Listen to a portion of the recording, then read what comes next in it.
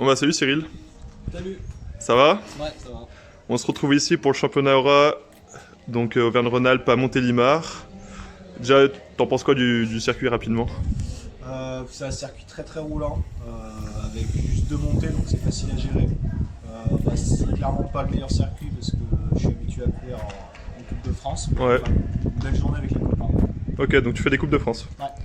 Tes objectifs du coup principaux de l'année? Coupe de France justement? Surtout Coupe de France, essayer d'accrocher top 30, top 20, à voir Ok. suivant comment j'arrive à remonter. Pour l'instant, je suis 100 en général, donc à voir. Ok, cool. Bel objectif. Ouais. On va parler de ta machine quand même. Ouais, Donc KTM. c'est ça. Ok. Tu peux nous en dire plus? Donc, ouais, j'ai commencé avec mon deuxième semi-rigide carbone chez KTM. Ok. J'en ai eu deux. Et après, du coup, quand je suis passé Espoir, il fallait que je passe sur quelque chose de tout suspendu. Je suis resté chez eux.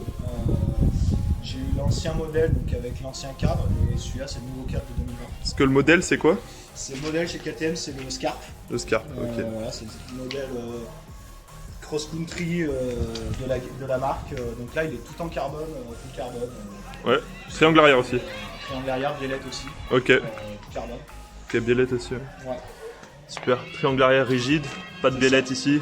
Des cadres modernes quoi Donc finalement. là, ils ont modifié cette partie-là, ils ont élargi les deux roulements, donc il est plus raide de l'arrière, plus rigide. Ok, par rapport à l'année. Par rapport à l'ancien, qui était le modèle d'avant. Parce que lui c'est quelle année déjà? Celui-là, c'est modèle 2020. Ok. C'était l'année de présentation de ce cadre-là. Le Scarp Evo.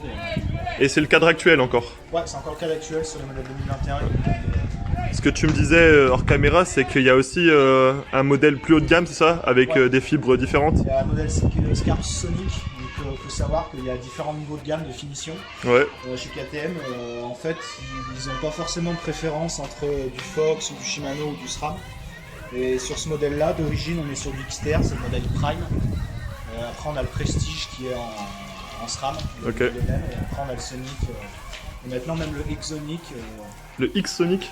Le Exonic. Exonic, ok. Qui monte à plus de 9000 € avec Ah ouais. la XS, le Kashima. Là, ils veulent titiller les grandes marques quoi. Voilà, titiller les grandes marques. Ok. avec, Il y a un truc qui m'interroge tout de suite là, je vois 95 mm. ouais. C'est Ça, c'est le débattement arrière. Ouais. Triangle. c'est marrant, ils ont pas arrondi à 100, ils ont préféré prendre un peu non, moins. L'ancien était même en 85, 90. Donc ils ont augmenté un peu quand même. Ils ont augmenté un peu sur celui-là, ouais. Ouais, pour s'adapter au circuit moderne quoi. Je pense, ouais. T'as fait Marseille? Oui, Guéret aussi? ouais. Ça s'est bien passé? Ça s'est super bien passé. J'avais fait Marseille à l'époque où je suis encore en semi-rigide. Ouais. C'est vrai que c'était Ok, ouais. Parce que ouais, du coup, passer au tout suspendu, toi, c'était par rapport justement aux difficultés que tu vas rencontrer avec les nouveaux circuits? Les circuits devenaient usants sur un espoir pendant un peu plus longtemps. Ok, ouais. Je commençais à avoir des problèmes de dos. Ouais, donc gagner du confort vraiment. Si en vitesse aussi, on ne peut pas rouler aussi vite si on a du semi-rigide. Ouais, tout ce qui est montée cassante, ce genre de choses. Ouais, exactement. Ah, ok, exact. Même ça- moteur en racine en caillou. Très beau vélo. Bon, on va parler rapidement des pièces alors. Il y a quoi d'origine encore sur le vélo? Il y a quoi d'origine? Il y a les suspensions surtout. Donc Fox 32. Voilà, Fox 32 classique. 32 pur ou c'est une version. C'est une 32 type casse classique, donc c'est une performance, c'est pas une factory. Ok. pour les touristes. Un châssis un peu plus lourd quoi, mais Voilà, sinon. c'est ça. Composant interne plutôt. Voilà, donc elle se pilote avec Ouais. Comment vous appelez ça? combo avec deux amortos et Ok, fourches, mais il n'y a que deux positions sur celui-là. ok, ici. Ouais. On-off. Du vélo. Il n'y a pas de position Non, intermédiaire. il n'y a pas de position intermédiaire, donc c'est clair que ça manque un peu. Ça te manque, ouais? Ouais, parce qu'au final, je peux pas m'en servir trop. C'est vraiment que quand je roule sur du béton. Ouais, vraiment, quand c'est très roulant. Dès que ça casse en montée, tu t'es obligé d'ouvrir, quoi. Ouais, c'est ça. Donc tu gonfles un peu plus fort l'arrière, je suppose? Ouais. Ok. Les freins d'origine aussi, non? Après, les freins, c'est d'origine aussi, c'est du XTR, donc les freins, c'est tout du XTR. C'est tellement beau ces freins quand même. Vraiment de la belle pièce Shimano. Ils sont très beaux. Satisfait, ouais? Quand même pas très satisfait. Ah ouais? Au niveau des freins, faut les entretenir très régulièrement, je pense, pour que ce soit vraiment très performant. Ah, c'est marrant ça, tu vois. Et moi, j'ai eu problème avec un autre collègue aussi. Il y a le circuit au bout du piston qui a tendance à partir. Donc en fait, c'est ce qu'on a, une garde très Ok. importante qu'on n'a pas d'habitude. Donc ouais, assez... Finalement, pas tant satisfait Pas que ça, très satisfait. sur la fiabilité en tout cas. niveau fiabilité, oui. Et niveau freinage pur, quand c'est bien entretenu. Freinage pur, ça va. Après, C'est puissant, moi, non? j'ai déjà testé du Magura MT8 carbone. Ouais, Et là, il n'y a pas photo. tu préfères. Ouais. Plus nerveux. Beaucoup plus. Magura, j'ai été impressionné. En fait, ça freine très fort. Mais il y a toujours moyen d'ajuster. Ok, c'est sensible et puissant. C'est très sensible et puissant. Ça, c'est un peu c'est- déroutant au bah. départ. Et c'est du très très bon Parce matériel. qu'on dit souvent que Shimano c'est plutôt puissant et SRAM c'est plutôt progressif. Donc finalement, Magura c'est un peu le meilleur des deux mondes selon toi. Ouais. Je regrette beaucoup les freins. Ok, tu penses les changer ou. Bah j'hésite, j'hésite.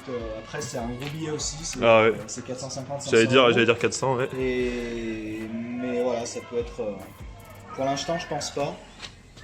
Mais éventuellement oui. Ok, poste de biotage d'origine. Tout d'origine.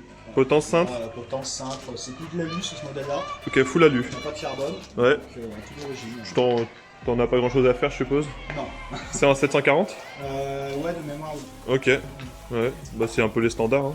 C'est le standard actuel. Ouais, sur le Je vois qu'ils passent des fois sur du 760 maintenant, presque des cintres d'enduro finalement. La selle, Selle, c'est celle d'origine. C'est la selle Ok. Italia Superflow. elle est très jolie. Hein. Là, pareil, très très satisfait de la selle. Ouais. C'est la première fois que je reviens à une selle très confortable. Faut savoir qu'avant, j'avais les selles Italia SLR qui étaient vraiment full carbone. Ouais, ouais. Et c'était hyper raide. Ils avaient mis une espèce de simili-cuir dessus pour dire que c'était confort. Mais c'était très très très raide. Et au final, tu Et sur celle-là, tu te sens mieux, ouais. plus C'est la performant plus avec confort. une selle finalement Ouais. plus typée confort, Ils ont peut-être un peu plus ajouté lourde. un peu avec cette pièce-là, il y a un peu de flex sur l'arrière, Ah ouais. on voit. Avec, Elle cette ressemble pièce. pas mal à ma Pro Logo. Hein. Et ça, c'est vraiment bien. Mhm. Donc, très très satisfait de la selle. Tige de selle télescopique, c'est d'origine. Non, ça a été rajouté Ajouté. récemment. 150 mm, même plus. 175. Ouais, 175, t'as mis une tige de selle d'enduro quoi. J'ai mis une grosse tige de selle parce que je me suis dit que vu que il y avait une grosse sortie de selle, voilà. T'avais de la Pas marge. prendre du poids autant. C'est vrai que c'est un peu déroutant d'avoir une tige de selle qui descend si bas. Donc dans les faits, je la descends jamais à plus de 150. Ouais, vous allez voir, elle monte tellement rapidement la selle, je vous mettrai un plan. Transmission maintenant. Ça, tu l'as changé, je suppose. Donc ça a été changé au mois de mars. Donc l'origine, elle était tout le temps full XTR. Ok, donc en plus, t'as changé de marque. Voilà, vraiment full XTR. Ok, donc c'était full Shimano quoi en gros. C'était full Shimano, tout à fait. Ok. C'était vraiment full Shimano. Donc le pédalier, je l'avais déjà, c'était un pédalier Quark avec capteur puissance. Exact, on le voit bien là. Voilà. Ouais. Satisfait du capteur Très, puissance très satisfait du capteur Ok, puissance. cool. Très très fiable pour du VTT. Ouais. Vraiment très très bien. Et ensuite, X01 Eagle mélangé XX1 Après, quoi. voilà, c'est du X0 pour ce qui est la partie, on va dire, Dérailleur. commande avec dérailleur et manette. Ok, manette aussi X01. Manette X01. Ouais. Et après, pour le reste de la transmission, c'est du XX1 X. Gold. Ouais. Voilà. Toujours, Je suis resté en 10-50 sur celui-là. Ok, t'es pas ponté en 1052. Alors, dérailleur, du coup, maintenant, ce serait plus. C'est un dérailleur qui accepte le 1052. Mais c'est plus fiable peut-être avec le 1050. J'ai préféré rester en 1050 parce que le 1052 au final on passe de 42 à 52. Ça fait une grosse marge, ouais. C'est un gros Et écart. 34 devant, t'as dit Mais 32 devant. 32, Voilà, ok. C'est pour ça que sur ce cadre-là, je crois qu'on peut pas mettre plus petit parce que là déjà c'est déjà Ah très oui. proche de la base. Et 34, ça passe 34 ça passe. Ouais, il y a l'air d'avoir la marge. Mais Ouais, 32 pour peut-être les courses un peu raides. 32, bah, je pars chez moi vers Grenoble, c'est assez raide. Ok. C'est vrai que je suis obligé de mettre du 32, je peux pas mettre autre chose. C'est vrai que t'es vite limité avec un 34 quand même. C'est ça. T'es vite à gauche quoi. Donc c'est pour ça. Donc je suis repassé sur cette transmission parce que sur l'extérieur j'avais eu des problèmes avec le dérailleur. J'avais aussi la manette que j'avais dû changer parce qu'elle s'est cassée. Et au final, ouais, j'ai préféré repasser sur du SRAM Ouais. parce que j'en étais très très content avant. Par contre, point qu'il faut relever sur la Shimano, j'avais été très satisfait de l'étagement de la cassette. Beaucoup plus Le fait d'avoir fluide. le 46 avant le 51. Ça fait un cran, ouais. En fait, j'utilise pas mal le 46. Ça te tape moins la Alors cuisse. sur celui-là, je suis jamais sur le 42, dès que c'est un peu raide, je suis obligé de passer direct Du sur coup, le 50. vélocité à fond quoi. Voilà. Ok. Donc, c'est vrai que les cassettes sont pas très bien usagées, ce sera. Ok, et enfin les roues. Les roues, là aussi, c'est un upgrade. Donc c'est des XMC carbone en 30 mm. Les, Suisse. les 1200 ou 1500 C'est les 1200. C'est Ah, le donc plus t'as haut de pris gamme. le full haut de gamme, par contre C'est- XMC t'as dit. C'est les XMC, Donc donc pas- c'est vraiment le ok. Mountain. Ouais, t'as pas pris les XRC. Non, j'ai pas pris l'XRC. Parce qu'en 30 mm, elles étaient un peu moins hautes. Et ouais, je voulais vraiment des roues très costauds. Ok. T'en vois un peu, c'est pour ça? Ouais. Chez toi aussi, je suppose, c'est un peu cassant. C'était vraiment pour avoir des roues vraiment très costauds. Fiable, ouais. Fiable et voilà, pour pas avoir de problème, pour les garder plus longtemps. Et après, ouais, j'ai pris les 1200 pour avoir les moyeux céramiques. Donc ça c'était... Ok, moyeu céramique, ouais. Voilà. Un peu plus durable, plus de fluidité. Moyeux 180. Et tu m'as dit quelque chose aussi qu'on peut pas voir à la caméra, mais t'as mis des mousses. Ouais, des mousses à l'intérieur, des mousses anti-pincement, pour protéger aussi la jante, parce que j'en ai déjà cassé une, de jante carbone, la XRC. Ok. Et là, ouais, c'est pour toujours pareil, vraiment bourriner dans les descentes et être sûr que le vélo fonctionne bien. Satisfait?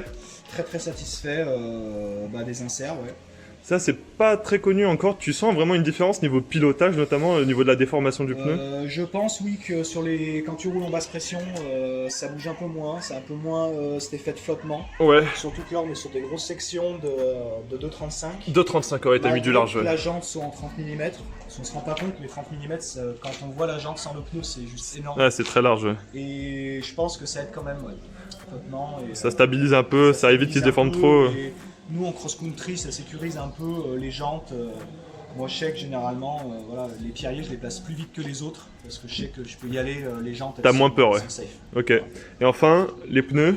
Et les pneus, là on est sur du Maxxis Ardent Race à l'avant. Ardent Race, ouais. Voilà, pour avoir un maximum de grip sur le côté. Donc très bon pneu. Tu l'as en plus, tu l'as pris en full là. J'ai vu 3C, Max Speed, Exo. Donc renforcé, version complète en plus en Max Speed. Voilà, avec 3 gommes différentes. Ouais, et à l'arrière, t'as du Nikon. Nikon. À l'arrière, c'est un Nikon, donc c'est un pneu très roulant, qui est fait plutôt pour le sable à la base. Bah ça tombe bien pour aujourd'hui, parce que en gros, ce qu'on a, c'est ça, à peu près. Hein. C'est ça. Donc, pareil, c'est un très bon pneu, très costaud aussi. Hein. Ok, moi, top. j'ai pris des coups. Ça fait combien de temps que tu as le vélo? Et le vélo, ça fait pratiquement 1 an, parce que j'ai changé en mi-mai. Et alors, satisfait? Très satisfait du vélo. Ouais. Il y avait pas mal de choses à changer quand même pour que le vélo soit comme je voulais. Ok. Faut dire que c'est la première fois que je redescends en gamme. J'étais plutôt habitué à avoir des vélos à 7-8 000 euros. Là, parce que oui, prix d'origine c'est? Et là, le prix d'origine, je crois que c'est 5 500. Plus les upgrades. 5 6 000, donc plus les upgrades. Ouais. Sachant qu'il était en roue alu de base. Ok. Voilà, du DT? Du DT, voilà, rustiqué KTM, très basique. Ok, genre des X1700 ou ça. Voilà, ouais, ok. Classique. Après, voilà, chez KTM, ils ont quand même bien bossé, on va dire, au niveau du design, au niveau du passage de gamme. Ouais, il est vraiment propre. Hein. Donc il est très propre. La petite touche que j'aime bien, on voit pas trop parce il y a un peu de poussière, mais le carbone n'est pas totalement peint. Donc on voit un peu des reflets. Ok, de fibres. Ah ouais, ça doit être super beau. Là, on le voit pas. Là, on mais... voit la jointure, on arrive à voir la jointure. Ah oui, effectivement. Je sais pas si on va le voir la caméra, je pense pas. C'est très discret. Et ça, c'est typiquement KTM, c'est des petits détails qu'on voit pas forcément. D'ailleurs, en parlant de détails, c'est quoi le détail qui te plaît vraiment sur ton vélo, genre qui te fait te dire que tu as choisi le bon, quoi? Alors, un détail que j'aime beaucoup, c'est en fait la forme comme elle est travaillée tout le long là. Ils appellent ça le SSL, c'est la très droit, quoi. Suspension Straight Line. Ouais. Très droit. Et j'aime beaucoup, ça lui donne vraiment un aspect vraiment unique. Et puis cette partie-là qu'ils ont fait très fine. Ouais. Aussi, j'adore. Ça, c'est vraiment les cadres modernes, ils aiment bien faire ça. C'est vraiment très beau. C'est vrai que c'est très fin. Un peu chez Canyon aussi. Ouais. Tu remarques, beaucoup de marques qui mettent les suspensions à ce niveau aussi. C'est ça. Et ah oui, on n'a pas parlé des pédales. Et les pédales, c'est du Time, j'ai toujours roulé en Time. C'est lesquelles, XC8? C'est ça, c'est XC8 basique. Ok, basique, satisfait. T'as mis une petite protection de pédalier aussi pour éviter que ça prenne toutes les pierres. Carbone, ok, bon bah merci, hein. On va peser le vélo et puis ça sera tout bon. Merci à toi. Yo les gars, du coup c'est moi à nouveau devant la caméra. Comme à chaque fois, on va peser le vélo pour savoir combien il fait. Cyril, il fait combien selon toi le vélo? 11 kg 8. 11 8. Ouais. Ok, on va voir ça. Petite balance portative, on la reboot, ça y est, elle est à 0. On a pris un petit Serflex pour pouvoir le prendre parce que j'ai oublié le reste de l'outil. Et c'est parti. Hop. Alors, verdict? Voilà, à peu près 11 kg 85, ça aussi. Là. Ok, bah t'es précis, dis donc. Hein. 11 kg 85. Donc pour rappel, KTM Scarp 2020. Mélange Shimano SRAM par rapport à ses exigences du coup à Cyril. tout suspendu 100 mm, donc 11 kg 8 sous les 12 kg, ce qui est vraiment pas mal. Surtout qu'il a préféré aussi la résistance, notamment avec les roues, pour pas avoir de problème voilà, mécanique durant la course. Super vélo, merci à Cyril d'être venu pour présenter ton vélo, et puis on se retrouve une prochaine fois les gars.